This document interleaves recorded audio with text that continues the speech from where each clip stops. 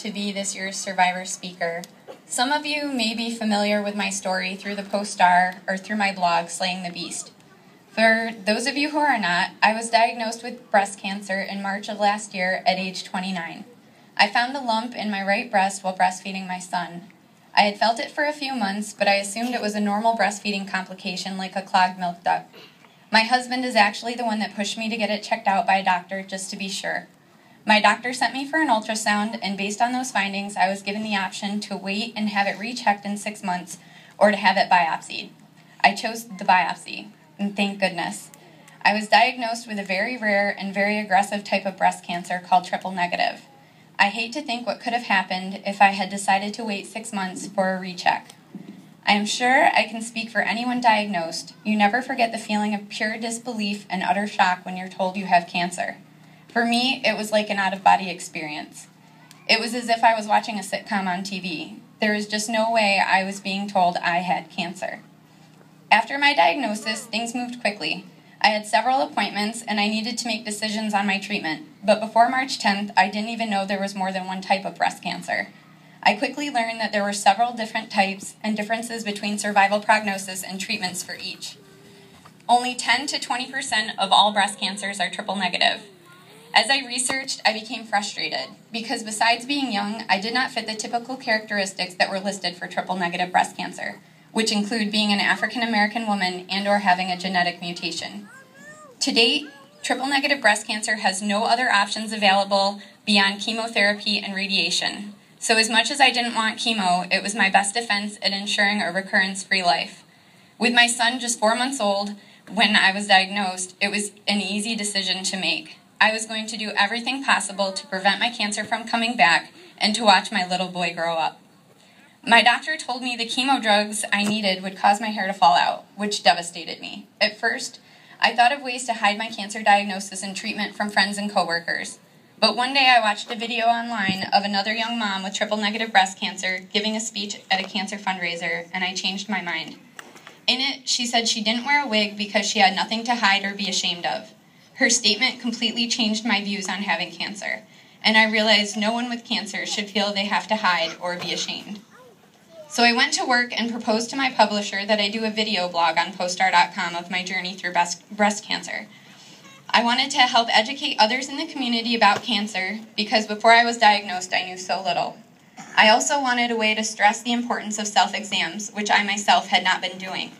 I only found my tumor because I was breastfeeding. So I'm going to take this opportunity to say, please do your self-exams. Don't be afraid of what you're going to find. Be afraid of what you won't find if you don't look. My blog, which I named Slaying the Beast, has not only allowed me to document my journey, it has also been therapeutic for me. I use it to express my inner thoughts and feelings and connect with others in the community. And someday, if I decide to, I will be able to show it to my son so he can see what his mommy went through when he was too young to remember. Looking back on all I've gone through over this past year, all I can say is it really is amazing how much can happen in just 1 year. I'm sure some of you can relate when I say there are times it feels like a lifetime ago, and still there are times it feels like just yesterday I got the phone call that changed my life forever. Last year, I participated in my first relay event. Knowing what I myself was going through, my friend Renee reached out and invited me to participate on a team for her nephew, Team Nigel. Participating in relay made me feel that I was not only fighting against my cancer, but that I was helping to fight against all cancers. One of my favorite parts about relay is the emphasis it places on recognizing the caregivers. Caregivers are as much a part of each cancer diagnosis as the person with cancer. And in my mind, caregivers deserve to be honored just as much, if not more, than survivors, because it's their love and support that pulls us through those difficult times. I will always remember walking in my first survivor lap and having Stephen walk with me as my friend, husband, and caregiver. And though I wish we'd never had to experience the in-sickness portion of our vows, I know more than ever how lucky I am to have such an amazing man by my side. Someone who has looked at me, pale, bald, and weak, and told me that I look beautiful. Someone who, whether he knows it or not, gave me great memories during a not-so-great time. I am currently cancer-free,